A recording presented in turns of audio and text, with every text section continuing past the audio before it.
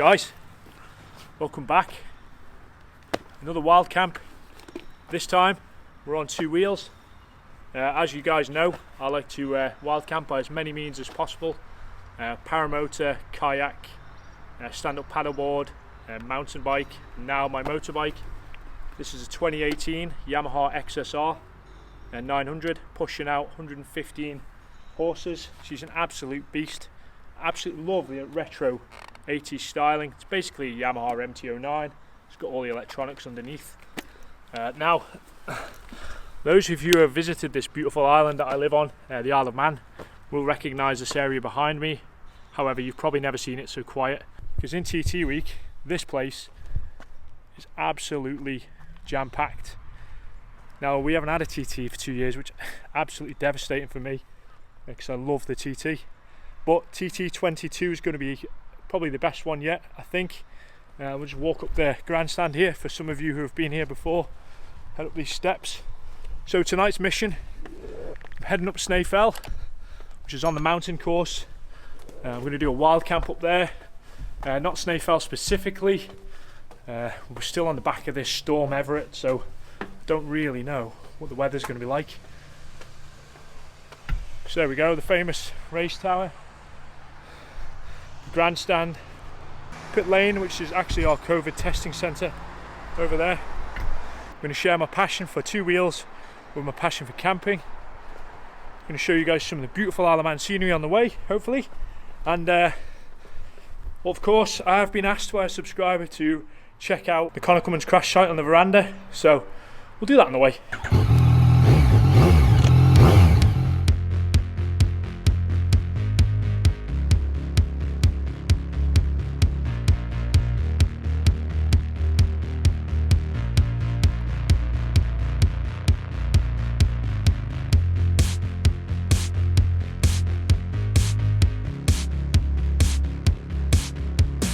Heading up to Craignavon.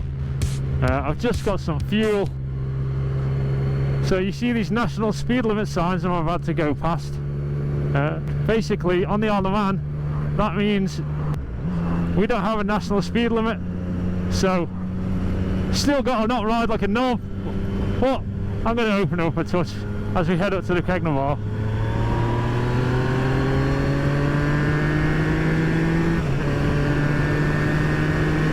There's always bikers here. Give them always a quick nod. That's a view you normally see from the TT. Always absolutely going ballistic around here. What a job.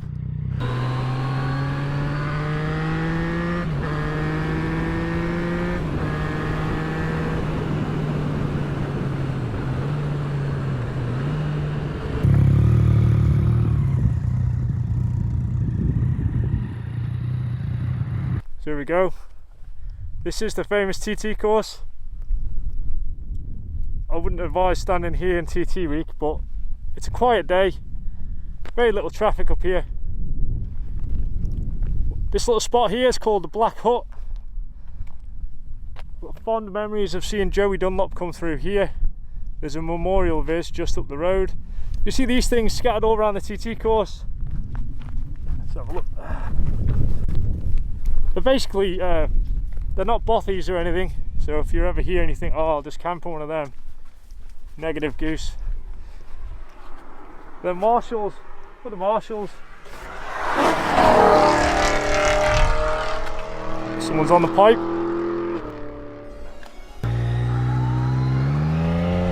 So TT 2010, Connor Cummins, local rider from the Isle of Man, was leading the TT, and then when he approached this next corner at about, I don't know, probably 170 mile an hour, maybe more.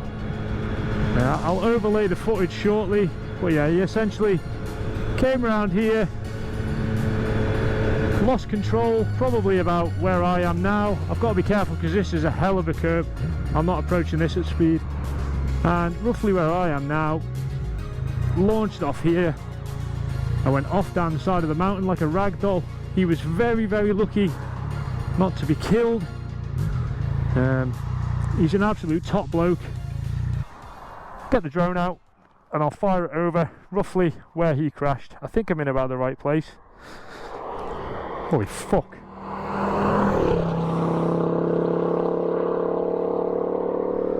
Until a few years ago you could see the colour of Connor's leathers and bike on the cat eyes, but obviously it's been resurfaced quite a lot since then.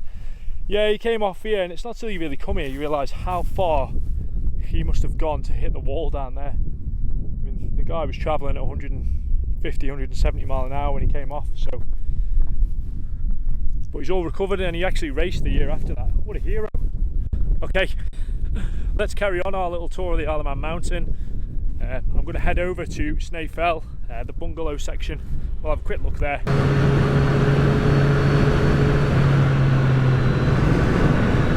Ah, tell you what, this is another great place to watch on the TT course.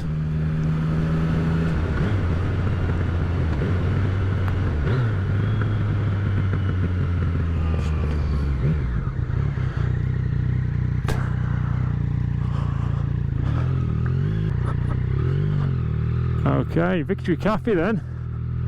Loving this.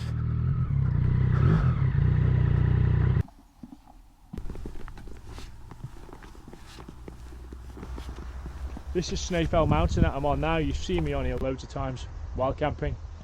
I'm actually going to push that way on the road over there. Any of you who watch my flying videos familiar with that area. I fly there quite a lot on the paramotor, and I'm going to push into an area called Druidale to find a camp.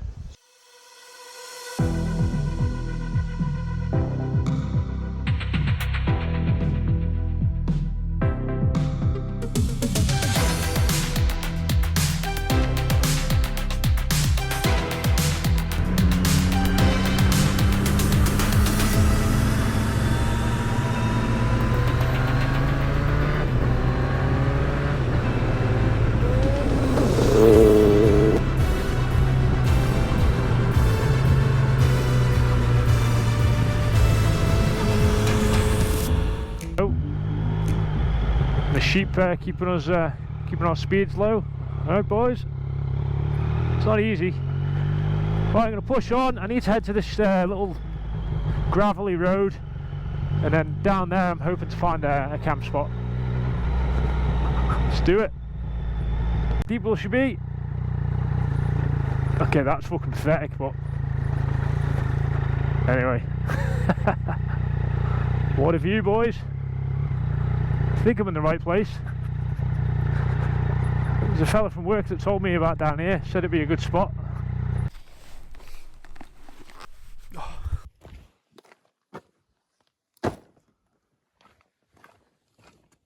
Well, we're here. Bike's all in good order considering that gravelly path I just took it down. Nice little woodland area behind me. Got a little water area here. I mean, who doesn't love being near water? I'm sure a lot of you cold water therapy freaking weirdos would love jumping in there. This is not a bike designed for carrying luggage. So what have I got here? Got these things called rock straps, which are really good. Got this bungee, motorcycle bungee. I think it's from Oxford, I'm not sure. Got a dry bag with all my sleeping gear in. Although I'm trying this thing out, it's called a woobie, in the military term as a poncho liner. This is my IFAC individual first aid kit. Obviously motorbikes are inherently dangerous, but living where I do, where people absolutely roast it around that thing, the mountain, it's always handy. I've done a video on this, but essentially I've got tourniquet, Israeli bandage, Celox hemostatic granules, like the stuff developed in Afghanistan for gunshot wounds, but really good for major bleeds. I've got a tent, not sure if I'm going to use that yet. I've got a tarp to use if I fancy it. I mean, the flies aren't bad, there's no midges. I think I'm going to pitch my tent right here, or tarp, whatever. Let's get to that, shall we?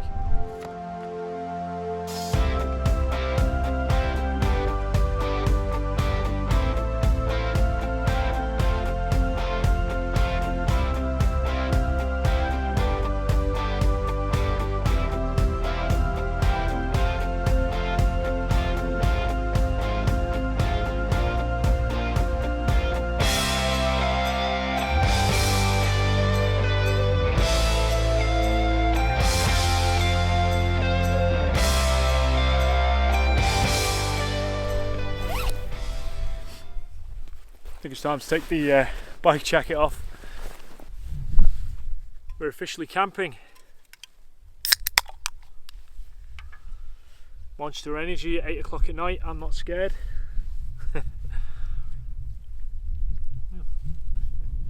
Okay, so this is a Nature Hike Cloud Up 2, and you can buy these from China on AliExpress or on Amazon. I have to say, I've used it 3 times now. It's in mega tent. One thing I do like about it, because I gave away that OEX Fox 2 in the last one of my last videos, is it's freestanding. So I do a lot of beach style camps now. Never really know if I'm going to have somewhere to peg. This thing you can just pick up, move. It's absolutely great. So I've got this other bit of kit tonight as well. Pack mule. Wooby poncho liner. A friend of mine gave this to me. He spent a lot of time in the military. He's a Marine, so he highly rates it. It's a pretty serious bit of kit. Big blanket, basically. You can tie it off to stuff. This would have been absolutely ideal. See if this kicks in. This would have been mega for that last beach stand-up paddleboard camp, because I found them a bit restrictive in the hammock with a sleeping bag. So I'm going to try this out tonight. It's quite thin. I don't know how you get on with this in the winter, but hey ho. So I'm not going to show you too much camping gear tonight. You've seen it all before in my videos. Tell you what, when the caffeine kicks in, I'll be all over the shop. There's just something special about being close to your motorbike. Just love it. Say 2018 Yamaha XSR 900. I'm not going to do any nerdy bike review style thing on it. It's awesome. However, there's always a however, isn't there?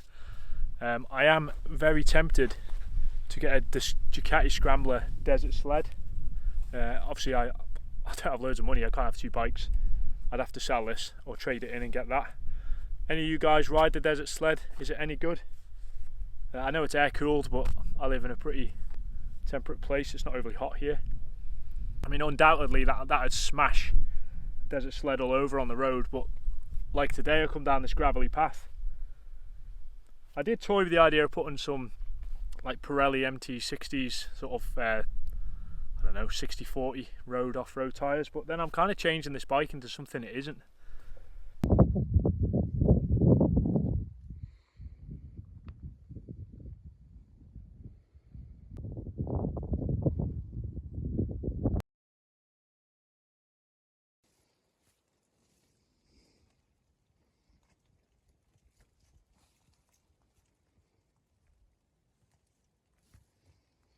Went for a little wander around the forest. Not much to see. I think whoever planted these trees was having a laugh. I think they're that close you wouldn't even get a hammock set up in there. Anyway, what I have realised is my battery life is lower than a miner's bollocks, so I need to get everything on charge. The sun is going down now. It's going to be dark in probably about the next 20 minutes. I mean, the midges have started to come out now. It is August, I suppose, but top tip for any bikers: rub citronella in your zips. That's what I did. Pretty minimalist camp really, other than the motorbike. I haven't brought any Gucci gear. Anyone who has seen my bike before will realise that it normally has a seat cowl on the back, a retro seat cowl. Well, I took that off just for this camp, but I do prefer the styling of it. But what I think I'm going to do is I'm going to put the cameras down. I'm going to get my book out. I'm just going to chill for the evening. That's me in now, just surrounded by natural beauty. This is a bit rare.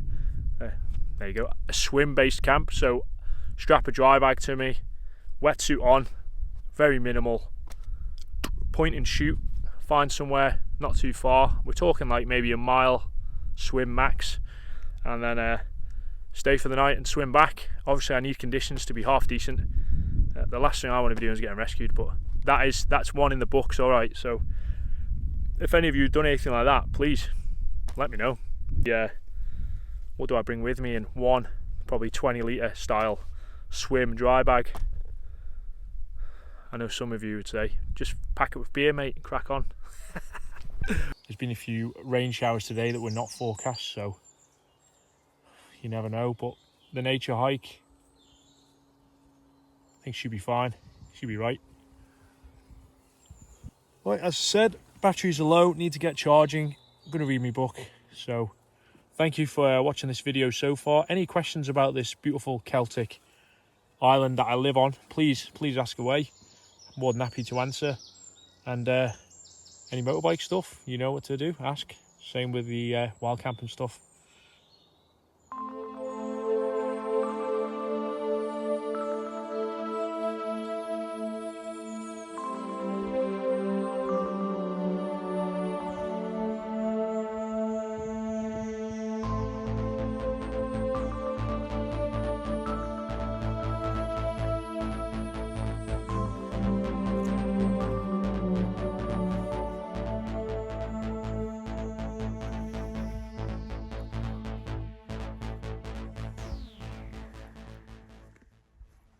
Good morning from a somewhat cloudy mountain. Bit different to last night's sunset, but hey ho, beggars can't be choosers. The winds were horrendous last night. I had some ongoing concerns that I hadn't used enough guide points. I was fairly confident with the bike. It's 400 pound in weight. There's no way the wind was going to blow that over, but yeah, decent nice sleep. The Ruby was ace. Blanket, that did the job. I didn't bring many layers, so that's why I've been walking around in a bike jacket, but it is what it is. Right, I'm gonna go get myself some breakfast back at base right here, right now. Quite happy with the setup. Gonna make up, put all my gear away and stow it back on the bike. And I guess the only thing left to say, guys, is I'll see you on the next insertion. God knows how I'm getting there at this moment, but yeah, we're doing well. XSR 900, really good bike.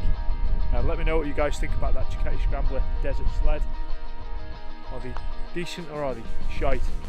Let me know. Right, enough waffling. As always, catch you on the next adventure.